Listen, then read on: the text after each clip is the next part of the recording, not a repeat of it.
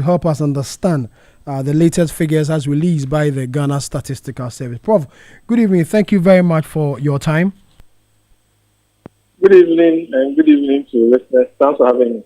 Exactly what does this mean? If the government statistician says inflation has dropped to 9.4% and a single digit, exactly what does it mean, sir? So, the 9.4% is the year-on-year inflation for September 2025.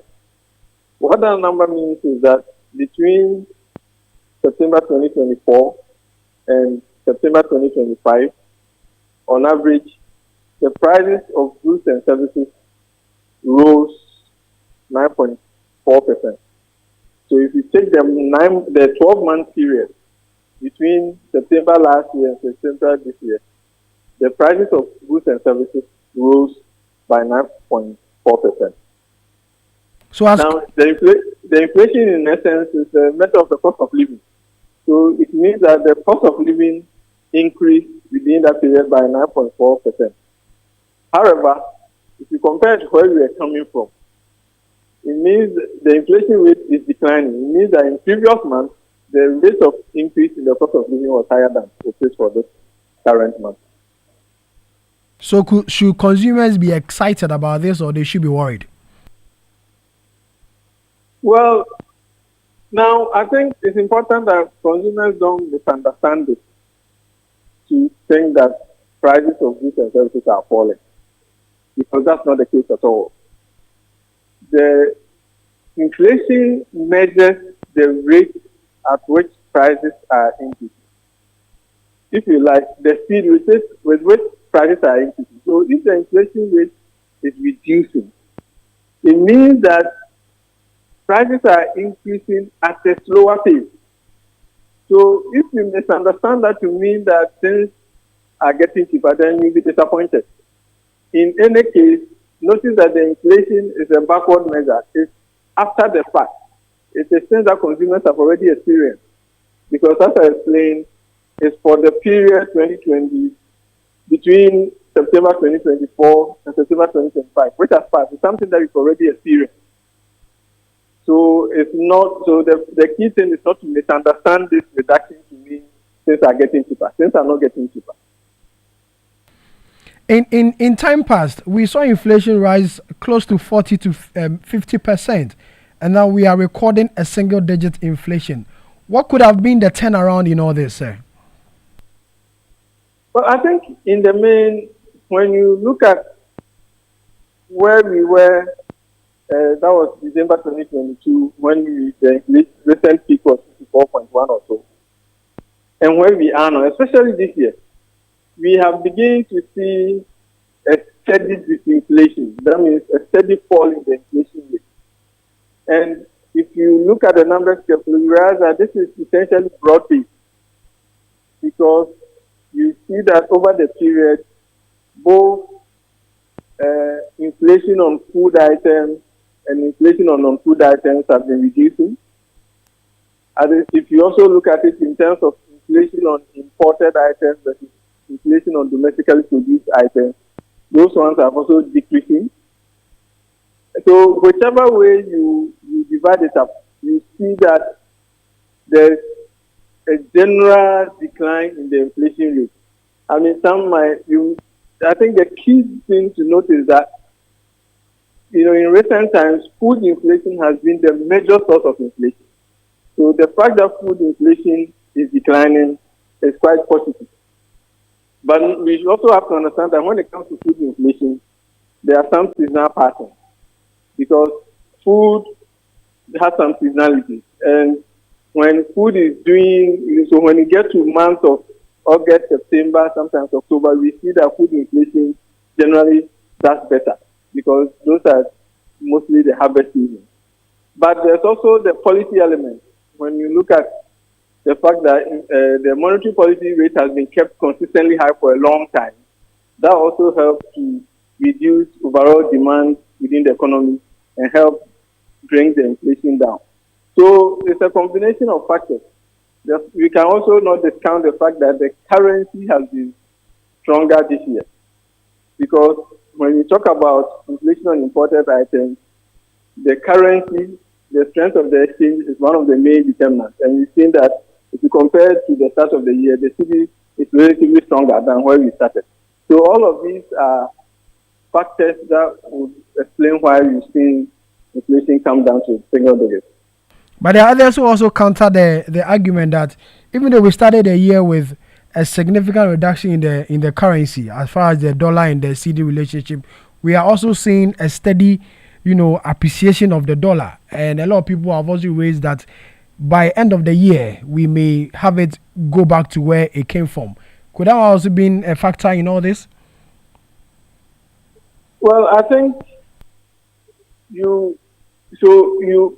it's true that we start, especially in March or April, May, June, we saw the cedi have a sharp appreciation. And then since then, especially in August and September, we've seen some form of reversal. It is more or less a correction. I don't think that we should see, even if we ended the year back where we started, then it means that the rate of depreciation of the currency over the year will be close to zero. I think as at this point, the currency has seen an appreciation. So I don't think that, in terms of where the currency is moving, personally, I'm not particularly worried. I think it's moving in the right direction because the dollar selling for 10 was never going to be sustainable. One of the things to note about the currency is that what is very bad is to allow the currency to appreciate so sharply or to allow the currency to depreciate so sharply. Then it makes it very difficult for businesses to predict where the currency is. What we are seeing now is more of a correction, but it's a correction that is controlled because we are not seeing the massive swing that used to characterize the currency in the past. So I think it's a good thing. And, the currency appreciation, the currency as it sits now, where we stand now, if you compare it to the start of the year, it's still in a relatively strong position. So if you are looking at inflation over that period, you still see that, you can't discount the cedi's contribution, the contribution of the stability of the cedi to the disinflation that we are seeing. Prof, this afternoon, President Mahama announced that Ghana or government intends to engage the U.S. government on the back of the 15% tariff announced by President Donald Trump somewhere in July. And the president says that they are on the verge of engaging the U.S. authorities and finding how best they can resolve this matter. If we hear anything positive in respect of this, will it help in turn around of the economy in any way? Well, I think, first of all, if you look at the volume of our trade with the U.S., it is not, I don't think it's even at least 10% of our overall trade volume. That's not to say that, the tariff increment is not, the tariff increment will not bite. And we should understand this in broader context. It's not just the tariff increment. You know that for a long time, at least since the year 2000 or so, Ghana and some other African countries have been enjoying duty-free and quota-free access to U.S. market for some commodities, some products. It appears that the AGOA is going to be allowed to lapse. So, that gives us additional challenges. So, in some sense, some, especially non-traditional exports, are really going to suffer, which appears to be some of our major exports to the U.S. that is also supporting SME.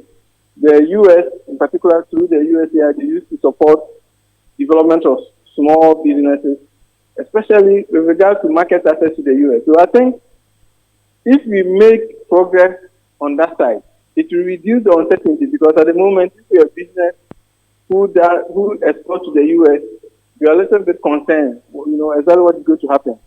So I think bringing some negotiation, some discussion, or bringing a finality to that, especially if Mr. Trump agrees to pause the process of imposing the tariff, that will definitely help for some levels of investment. Finally, before I let you go, Prof, the issue of agua, we are told that that laudable initiative is no more, and with agua going, would it have any effect on the Ghanaian economy in any way? Well, yes. When I started by talking about duty-free and quota-free assets, that's exactly ABWA. It has been in place since, I believe, 2000. It was Mr. George Bush who, during his tenure, that ABWA came into being. I think, it's quite unfortunate that ABWA appears to be is going to be allowed to lapse, because even though the volumes were not substantial compared to, or if you compare it with some of our major export items, it's still very important, especially for the non-traditional export sector, and some, supporting a lot of small businesses, allowing them to be able to have quota-free and duty-free access to the U.S. market, which is a very important market. So I think from that point, AGOA going out of or being phased out is going to be quite problematic.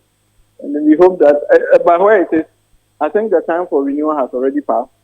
It doesn't appear that Mr. Trump is keen to renew it. But I also use this opportunity to look at alternative markets and also perhaps pay more attention to the Africa continental free trade area. Trade more among ourselves. Because at the end of the day, that's what it is. When you have that kind of preferential asset, it is unilateral. They can get up one day and say, we are canceling it. So I think it's important that as African countries begin to look at building stronger trade relations among ourselves going forward. Prof, I'll say a big thank you for your time always. Thank you very much. Professor Patrick Osome is an economics speaking to us. They're helping us with the latest figures released